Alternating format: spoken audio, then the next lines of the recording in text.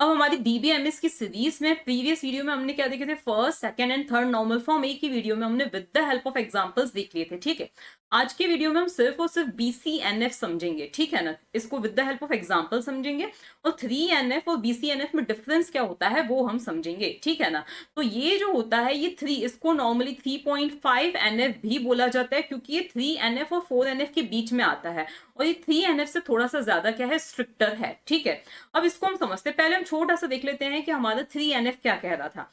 तो हमारा 3एनएफ ये कह रहा था, जैसा कि मैंने आपको प्रीवियस वीडियो में बताया था, कि मान लिया कि ये क्या है, हमारे प्राइम एट्रीब्यूट्स हैं। ठीक है, मतलब कि ए बी ये क्या है, हमारी सुपर की है जो कि किसको डिटरमाइन कर रही है, सी को डिटरमाइन कर रही है। सी क्या है, नॉन प्राइम है। ठीक है, और सी इन टर्न किसको डिटरमाइन कर रहा है, डी को डिटरमाइन कर रहा है। इसका मैंने एग्जांपल प्रीवियस वीडियो में आपको बता ही दिया था। ठीक है, तो सी किसको डिटरमाइन कर रहा है, डी को डिटरमाइन कर रहा है। तो आपने क्या देखा कि सी डिपेंड कर रहा है ए बी पे और डी डिपेंड कर रहा है सी पे। ठीक है, तो यहाँ पे ट्रांजिटिव डिपेंडेंसी है जो कि 3एनएफ में नहीं होनी चाहिए।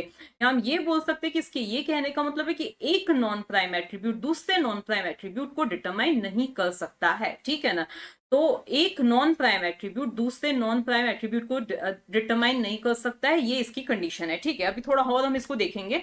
अब हमारा बीसीएनएफ क्या कहता है, तो बीसीएनएफ की कंडीशन ये है कि सबसे पहले तो कोई भी जो रिलेशन है उसका बीसीएनएफ में वो तभी हो सकता है, पहले तो वो किस में होना चाहिए, 3एनएफ में होना चाहिए।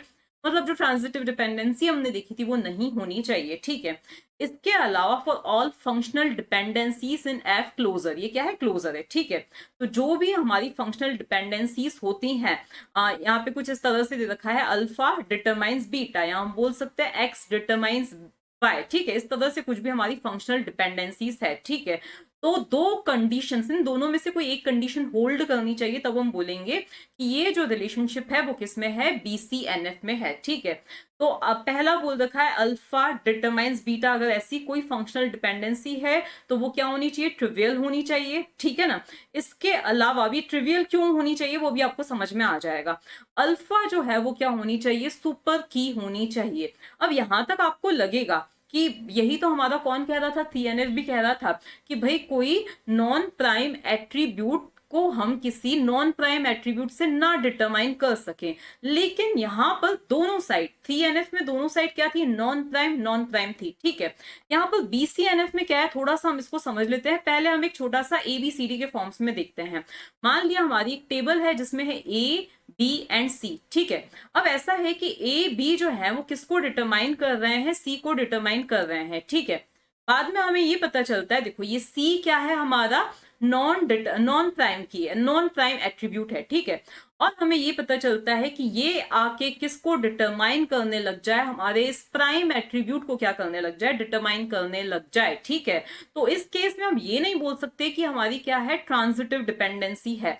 लेकिन ये जो इस तरह के जो रिलेशंस होते हैं वो किस में होते हैं, मतलब हम बोल सकते हैं कि अगर ऐसा कुछ होता है तो वो रिलेशनशिप बीसीएनएफ में नहीं है। ठीक है ना, यहाँ पे ट्रांजिटिव डिपेंडेंसी नहीं है, लेकिन यहाँ पे हो क्या रहा है, यहाँ पे है नॉन प्राइम एट्रीब्यूट, तो यहाँ पे क्या है, प्राइम एट्रीब्यूट है। ठीक है, यहाँ पे क्या है, प्राइम एट्रीब्यूट आ चुका है। ओके, हमारा 3एनएफ बोल रहा था कि कोई नॉन प्राइम एट्रीब्यूट दूसरे नॉन प्राइम एट्रीब्यूट को डिटरमाइन नहीं कर सकता है। ठीक है, और यहाँ पर ये कह रहा है कि कोई भी नॉन प्राइम एट्रीब्यूट जो हो, चाहे प्राइम या चाहे नॉन प्राइम, किसी को भी डिटरमाइन नहीं कर सकता। अगर वो करता है तो वो खुद भी क्या होना चाहिए, सुपर की होना चाहिए। मतलब अगर ऐसा कुछ है, ऐसी कोई सी फंक्शनल डिपेंडेंसी है अगर, तो चाहे y प्राइम हो या नॉन प्राइम हो, उस केस में x भी क्या होनी चाहिए, सुपर की होनी चाहिए, या तो फिर वो ट्रिवियल डिपेंडेंसी होनी चाहिए।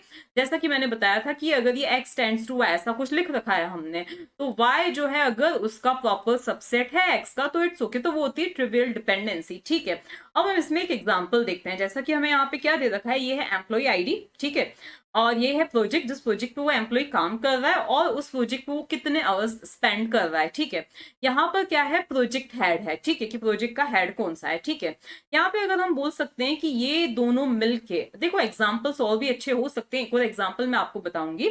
ये दोनों मिलके क्या कर रहे हैं, दूसरे एट्रीब्यूट्स को डिटरमाइन कर रहे हैं, मतलब ये दोनों क्या प्राइम एट्रीब्यूट्स हैं। ठीक है, तो हमारी फंक्शनल डिपेंडेंसीज कौन सी हो जाएंगी, एम्प्लॉय आईडी और प्रोजेक्ट, इन दोनों को मिला के हम नंबर ऑफ आवर्स भी डिटरमाइन कर सकते हैं, प्रोजेक्ट हेड भी डिटरमाइन कर सकते हैं कि प्रोजेक्ट का हेड कौन है। ठीक है, लेकिन यहाँ पे देखो एक कंडीशन ये है कि एक जो प्रोजेक्ट का हेड है वो सिर्फ एक ही प्रोजेक्ट को क्या करता है, गाइड करता है। मतलब जैसे ही मैंने प्रोजेक्ट का हेड बोला, मतलब हमें पता चल जाएगा कि प्रोजेक्ट कौन सा है, ठीक है।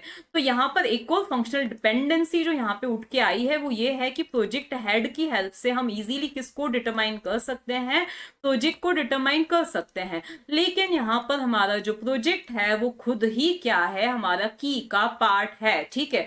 तो हम यहाँ पे जो डिपेंडेंसी है ये किसके अगेंस्ट है, BCNF के अगेंस्ट है। क्योंकि देखो यहाँ पे x डिटरमाइंस y आ रहा है, ये ट्रिवियल डिपेंडेंसी नहीं है, नॉन ट्रिवियल डिपेंडेंसी है, ठीक है, ये हमें दिख ही रहा है।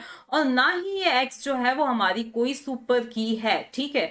तो ये क्या है, हमारे BCNF के अगेंस्ट है। BCNF में लाने के लिए फिर हमें क्या करना पड़ेगा, हमारी एक जो टेबल होगी वो होगी एम्प्लॉय आईडी, और दूसरा उसमें आ जाएगा प्रोजेक्ट, और फिर आ जाएगा नंबर ऑफ आवर्स, ठीक है, ये इस वाली में आ जाएगा।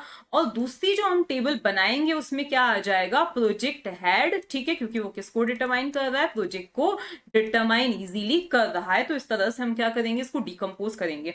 तो वो अभी मे भी आपको कंफ्यूजन हो रहा हो इसमें, तो हम आगे की वीडियोस में इसके न्यूमेरिकल्स देखेंगे, और ये जो हमने ये F+ लगाया है ना, इसका भी आपको सिग्निफिकेंस समझ में आ जाएगा। इसी तरह से इसका दूसरा एग्जाम्पल देख सकते हैं, ठीक है।